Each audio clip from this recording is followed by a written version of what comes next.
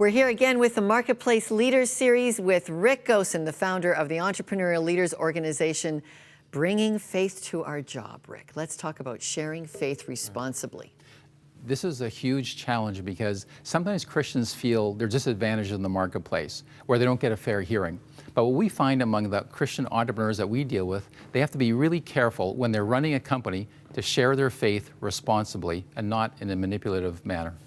So is it all open season? I remember one of the first interviews I did, I remember it was with A.A. DeFair in Winnipeg, my first entrepreneur interview, and he had on his business card, you could turn it over and it had Proverbs 3, 5, and 6. Right. And then he had chapel for his staff and the big cement sign out front that said, "To God be the glory."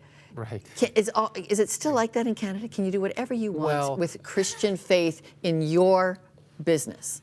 I'd say the bottom line is no. From a legal standpoint, we have to be really, really careful that we're not creating an environment where people are denied opportunities because they may not share the faith of the owner of the company. So that's a welcome mat, really, isn't it? So what are you seeing as innovative then for how people are sharing their faith when they are the owner of a company?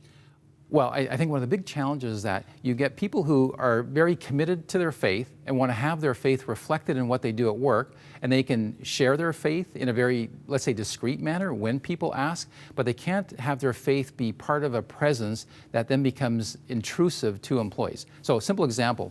So what I mean by that is, there's a client I have in Vancouver. He's a Christian, he's got a high-tech company.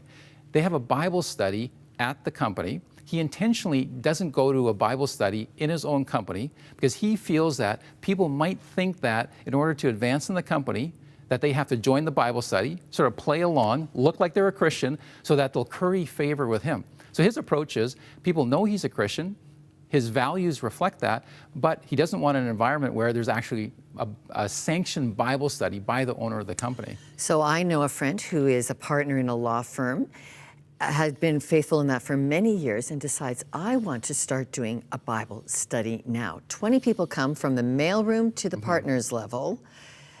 Does that work? Well, I think that can work, and of course we want to have an impact in the marketplace, but I think people are always concerned that it might send a mixed message. So we have two different views. On the one hand, there's people who are very outward about their faith.